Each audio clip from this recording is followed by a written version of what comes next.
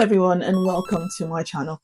My name's Janet, and this is my channel, Diaspora Doodles, where I get to share my experience of teaching the diaspora with you and tell you about things that I've had to learn along the way, things that I've encountered, things that I've had to adapt to, with the hope that you, who are intending to be on this same path, because obviously that's what's brought you to my channel, will then see what I did and probably learn from my mistakes or take a little bit of a guide from what I learned along my journey.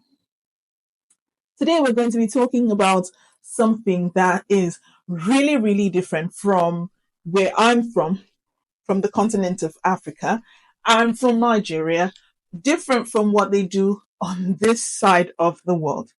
You see, today we're going to be talking about behavior management, or class management, as some people like to call it. Behavior management in Nigeria is totally different because children respect teachers a little bit more. I mean, even if they don't respect teachers, they have a certain regard for teachers. I won't call it fear, I would call it regard. This is also what you get in Southeast Asia. I mean, there was Kai Senat, who went off to Asia recently, and he documented his trip all over Asia. And one of the things he mentioned was that while he was in Asia, the children were very well put together. He went somewhere in Southeast Asia. Comment down below if you've watched that video and if you know where he went. Now, he went to Southeast Asia, and the children were very well put together. They were not very forthcoming with their emotions. They were not running after him like they did in Nigeria, my home country. I mean, the children who were totally different in Nigeria, and it was fun to see. I mean, I like it when children, come out of their shells and they actually show enthusiasm for subjects and for themes. When I was in Southeast Asia, I found out that children there respect teachers, they fear teachers, they have a certain regard for teachers. So behavior management on that side of the world was just a breeze. There was a video on YouTube, on Facebook recently, which prompted this video. Ooh. Are you serious? Who threw this shoe? Who threw this shoe at me? Literally, who threw this shoe? Get the police. Get the police. Who threw this shoe? Who threw this shoe? Speak up. Was it you? So you ain't even got the shoe on. That's not mine. This is definitely your shoe. No, it's not. Are you serious right now? That's not my shoe. Are you serious right now? You I'm really serious. took your shoe off and thought it was okay to throw a shoe at me? That's not my shoe. It's definitely your shoe. Really? Really? This is your shoe? No, it isn't. Yes, it is. Prove it. I am proving it. You have one shoe on and one shoe off. I just wore one shoe. Literally, at this point, let me express something to you. I am not your mother. I did not come to school to play with nobody else's kids. Okay. That was totally disrespectful for you to throw a shoe while I'm trying to teach in my class. I didn't do it. At this point, I'm going to ask you to leave. Leave my classroom. You're being disrespectful. Totally. I'm not going anywhere. Oh, you're going to go somewhere. I'm not going anywhere. You definitely going to go somewhere. Make me. You're I'm going not to going go anywhere. out my classroom. Okay. Listen. I don't know what your mama allowed you to do. I don't know what your father, your aunties, your uncles, I don't know who allowed you to act like this, but in my classroom, I don't allow it. I don't allow it. I'm not going to accept it. And I want you to get up and get out of my classroom. I'm not going anywhere. Put your shoe on. Oh, yeah. Put your shoe on. on. I am. Put your shoe on. Thank you. You can put your leg down, put your shoe on, get ready to get up, get out of my classroom. If this is your first time here, welcome to this channel, welcome to the family, and we're happy that you've joined us here. If you've been here before, thank you so much for coming back and for enjoying this series of mine. And please remember to like and subscribe and share. This video was about a teacher in a classroom of 16, 17-year-olds, the students who they know would have obviously thrown the shoe, because there's no way a shoe would come flying past me and I won't know where it's come from. But nobody owned up. Obviously, children like to have this solidarity thing. It's about them against the teacher, that sort of thing. But 16 to 17-year-olds, maybe 18-year-olds, they're old enough to know better. So, yeah, the teacher then proceeded to go off to this girl who obviously had her whole leg on the table, obviously showing the teacher that she didn't have one shoe on. So she wasn't trying to hide that she wasn't the only one. I mean, if that were me, and my teacher was asking who threw that shoe, I would hide my foot under the table or somewhere. I would put a bag over it or something. But this child put the foot on the table so the teacher could see. Hmm. If if that were you in the classroom, I know what the first thing would have come to my mind to do. I would have but you're the adult. You're the one in charge. You need to be calm because there is no way on any planet where you will come out of that situation and you will think you will win if you go head to head with that child. And that's why today we're going to be looking at behavior management strategies to diffuse a situation like that. We're going to be looking at behavior management strategies anyway, but we need to look at diffusing situations like that as well because those come up quite frequently. First of all, we need to remember that education starts at home. Education is not just reading and writing. It has to do with behavior. It has to do with modeling behavior. It has to do with maintaining relationships, communication, and it all starts from home. From the minute that child starts being aware, or from the minute the child knows that if he cries or if she cries, mom will come running, not to check if there's something wrong, but because, the child knows, oh, and if I cry, she'll come running. And sometimes some parents feed uh, they feed this behavior in children. Sometimes some parents only give their children attention for negative things.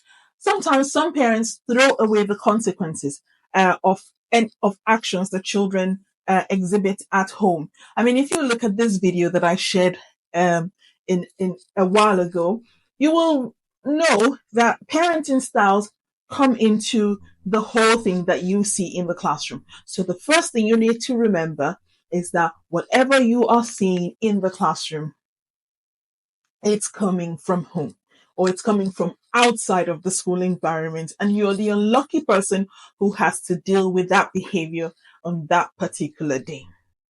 So because of the different parenting styles that children are exposed to outside of school, some of them come into the school and they respond to some behavior management strategies, and the others do not respond to the same behavior management strategies. For instance, you could go to a child and say, "Hi, Gary, sit properly. Don't stop disrupting my classroom." And if Gary is from a home that's more settled, and that's, if it's a more settled household, he would address the way he's sat or address whatever he's doing that's disrupting your class, and that's it. However, you could use it for maybe Emily, and that could be a trigger for Emily. And for Emily, that signifies the beginning of a traumatic experience that she's about to go through, probably at home, probably but outside of the school environment anyway. So you need to know your students. That's the first thing. For behavior management to be effective in any classroom, the first thing you need to do, you need to know the students. And the way to know the students is that from the minute they step into the classroom, from the very first minute they step into the classroom, you need to understand them and you need to lay out the rules. Develop a relationship with them and you set the rules. I like to call these rules the rules of engagement. Why? Because in every relationship, you need to know what the other person likes and the other person needs to know what you like. It helps the relationship really well. For instance, if you have a partner and your partner does not know that you don't like red roses, And then the partner brings in red roses one day, and then you just start shouting, "Oh, don't bring red roses to me. I don't really like red roses. It reminds me of a traumatic experience." I mean, yeah, it would have been nice if you had told the partner early on. This is the same way you deal with children. You know them and set the rules. I like to do this in the first week that I meet the children. I would gather them around, be it key stage 1 or key stage 2, key stage 3, key stage 4, whatever key stage I'm working with. The first thing I need to do is gather them together first week, and we talk about why we need a safe environment, why rules will help us create this safe set environment and keep everyone in the know of what is acceptable behavior and what is not acceptable behavior. I would also need them to understand how we all need the rules to keep us in order and how those rules are for everyone, including me. Nobody is above the law. We will all sit down, we will formulate this rule together, and I will put it in a place where everyone can have a look at the rules. Everyone can always refer to the rules. Everyone can go back and have a look just to be sure that they're in line. And if anyone breaks the rules, those rules are there for me to remind them that, oh, look, remember, we all sat down and drew this up together. You've now broken that rule. And because you've broken that rule, we need to look at the consequences, because if everyone is allowed to break rules, the classroom will not be safe for us all anymore. And if we're not safe, we would not be happy. And if the classroom is not safe and it's not happy, it will not be a learning environment anymore. It will be something entirely different. So we'll sit down and we'll carve these rules together. Do they all follow the rules after that? Not really. Because you see, children have different backgrounds, like we've already mentioned earlier on in this video. So their backgrounds will determine how quickly they get on with these rules. Children who have grown up with boundaries and understand that actions have consequences, those kind of children are easier to get on with in the classroom. Because, like I said, education starts from home, and this child is obviously educated to a certain point that I can take over in the classroom. But for a child who has grown up without boundaries or has a difficult home background, or maybe something out of school, maybe on the child's way to school every morning, there's a bully on the way, and that sets up her day in a negative way, we can never tell.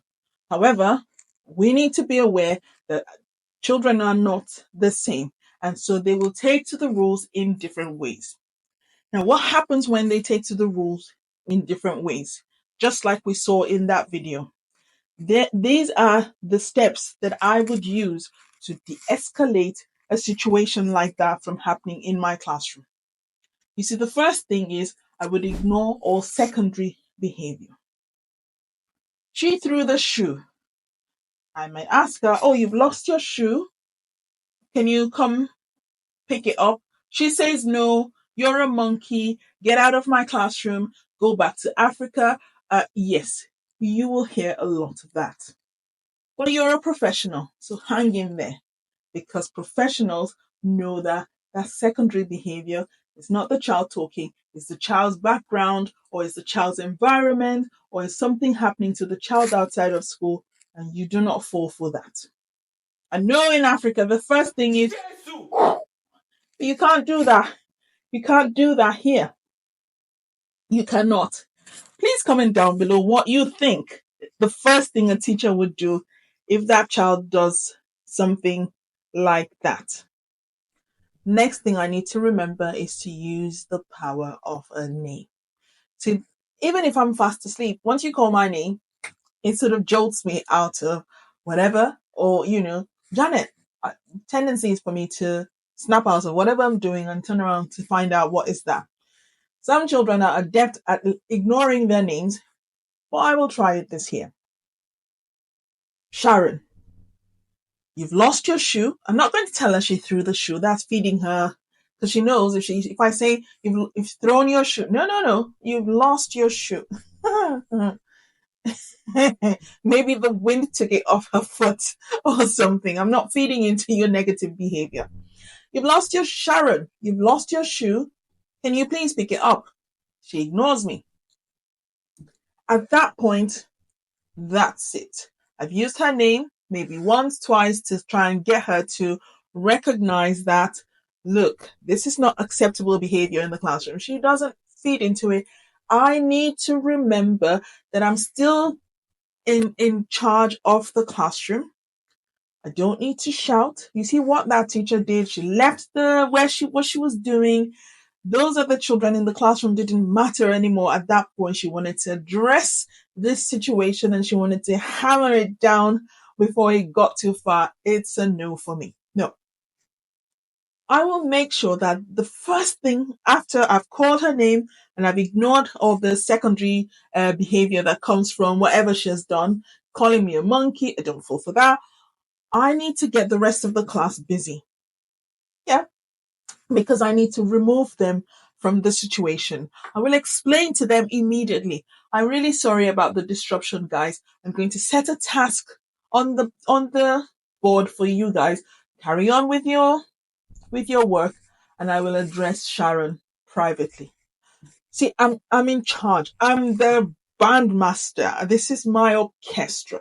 Ha! You want to take over my class, and I'm telling you, you cannot take over my class. I will not change the tone of my voice. In fact, all the students that I've taught ever, they know I'm a very animated teacher. I like to get the children dancing, shaking. I like the classroom bubbly. If my lessons are not bubbly, I will rip it apart and start my lesson plans again. I have to be enthused about teaching the lesson. So my classrooms are very, very animated. I try to get the children's spirits up. But when I'm not in the mood, when a child is going against the grain, when a child is winding me up, my voice becomes that of a robot. It's a monotone. There's no enthusiasm in it. The others can feel the ice in my voice. I'm not shouting at all. In fact, I drop my voice just a little bit lower, just an octave lower, and it goes in a monotone way, like a robot. So I'll speak to the class in my normal voice. Right, guys, I'm really sorry about the disruption. I'm just going to set a task for you on the board and you can carry on with that while I address Sharon. You see, it just suddenly takes that tone while I address Sharon. Okay, so the others know, oh, okay, Miss is not finding this funny. She's not doing anything, but she's not finding it funny. I mean, even my biological children, they sort of know when I'm not buying into something that they're doing. When I shout, she's not serious. Like, hey, come on, guys, what are you doing? No, mom's in a happy mood. When I come in and I say, I expected a little bit better from you for that. Please don't do it again. And I walk away. I don't dwell on it. I walk away. I've said it. I've ended it. They know. She's not in the mood. Because I will not let you whip me up and get me to use my emotions. I'm the adult. I should be in control. I've gone through teacher training. I've gone through professional trainings. I should know better. And even if I didn't have any trainings, my years of experience on this planet should have prepared me to know how to rise above situations like this. So I will set the task for the rest of the class, and they know they should carry on. And then I would address that child privately. You see, she probably wanted attention, yeah? And me addressing her in front of the whole class is giving her that negative attention. Remember, I said some parents give their children attention for negative things. Maybe this child, I'm not saying that's what she gets at home, but maybe this child knows that she gets attention when she does negative things. So I'm not going to give her that. I am going to do the opposite. And I'm going to keep it private. So when I set the task for the rest of the class, I will then walk up to her. I will not pick her shoe up. That teacher picked her shoe up, then went to why will I put the shoe on the child's foot? And then I'm having an argument, a back and forth argument. Who's in charge? Who's in charge? Obviously, no one. If the child is telling me she's not going to do what I said, and I'm saying you must do it, and she's saying she's not going to do it, what can I do? I can't put my hand on her. That's a safeguarding rule. I can't do anything physical to her. And because she's white, obviously, even if just holding her, I would leave palm prints on her body. So I want to yank her out of the classroom. Like, get out of my class. Can't do that. That will be marked on her hand, and that will show that I was physical with her. So I'm not going to, monotone. Right, I've spoken to you about your shoe. You didn't pick it up. You might be having a rough day. I'm going to give you 5 minutes to think about your actions, and I'm going to come back because the rest of the class need my attention. And that's it. I walk away. I don't pick the shoe up. She doesn't pick the shoe up because she'll be obstinate. She'll want to show that she has a lot more. And that's it. I ignore her. Now, when she starts to get violent in the classroom, I've removed the children, the rest of the class from her mentally and emotionally. Now, if she gets dangerous, because I've had children throw chairs in the classroom before because they're upset, they start getting physical, they throw pens, they throw chairs. So one child has actually flung a table across the room at me. Then I remember that it's got to be a safe place for the rest of the children, and I will move them out of that classroom. I'll ask them, right, guys, Sharon's having a bad day. Can you all please come out of the way so that she can have a moment in the classroom? I'm not feeding into it. I'm not saying, why are you doing that? No.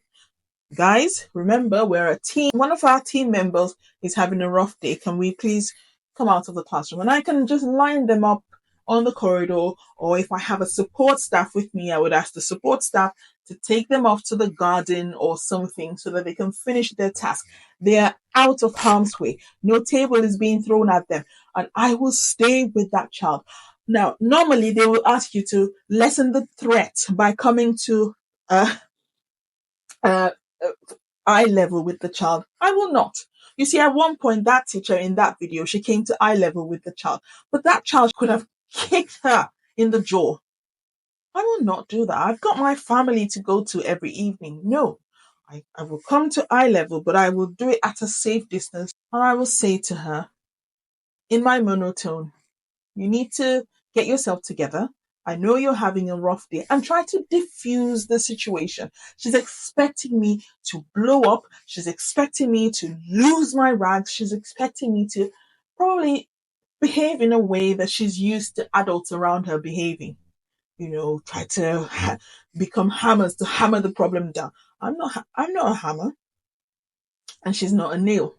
So I will try to reason it out with her and not focus on whatever it is she's saying. I will do it as if I can't see whatever else you're doing. I just know that you're having a rough day and I need you to calm down.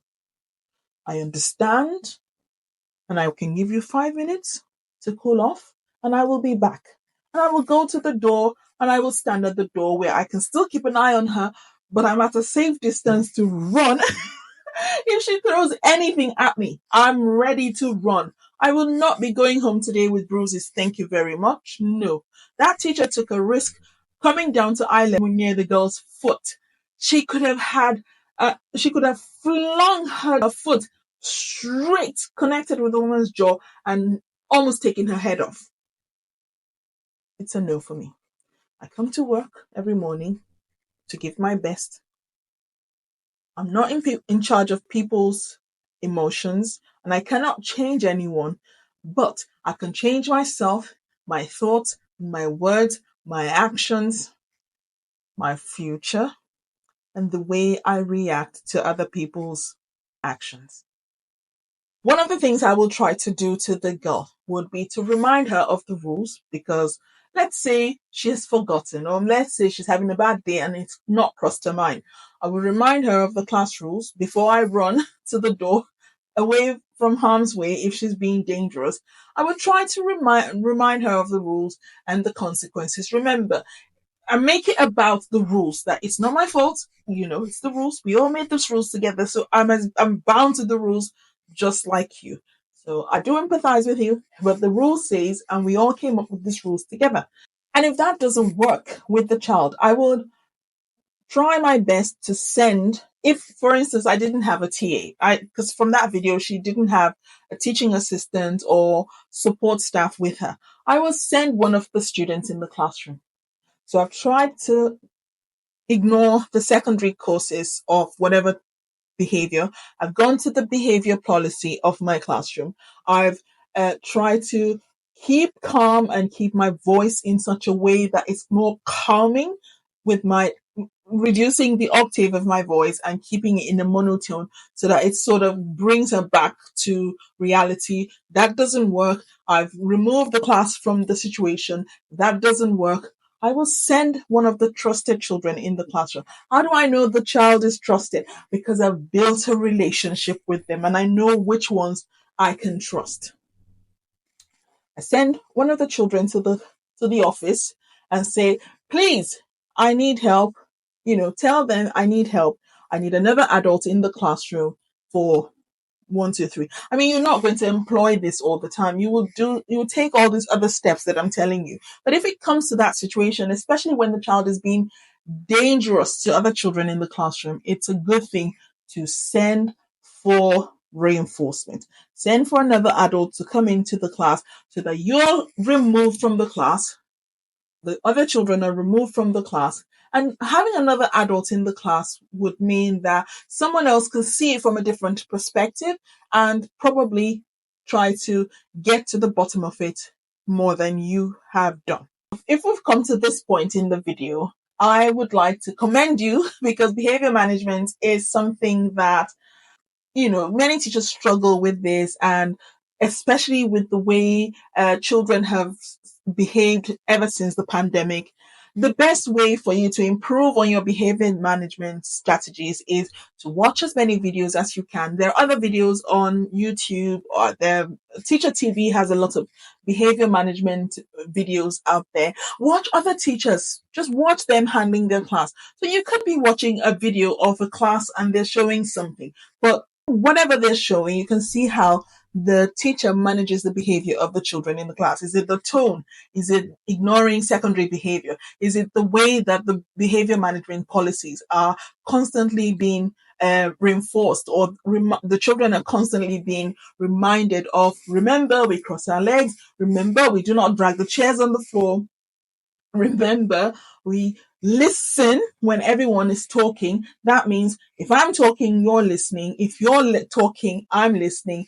And that means if Simon is talking in the classroom, we're all listening to Simon. Nobody's talking over the other, that sort of thing. And make sure that you keep it consistent. You cannot start something and then halfway through through it all, you uproot it by not keeping up with rules that you've helped to set up. You will lose your respect, you will lose your class, and behavior management will be down the drain. And once behavior management is down the drain, you can kiss your lessons and your learning goodbye. So thank you for coming to the end of this video with me. I hope you took down some tips, and I hope that you will start to use this strategies in your classroom. Please comment down below if you know of any videos you want me to touch on. Is it safeguarding? Do you want me to touch on differentiation? Do you want me to touch on inclusion practices and all those kind of things? So drop it down below and I will try my best to get on it as soon as possible. Might be next week. I read through the comments and I see the direction that the comments are going. So thank you very much for that. And I shall see you in the next week's episode. Bye.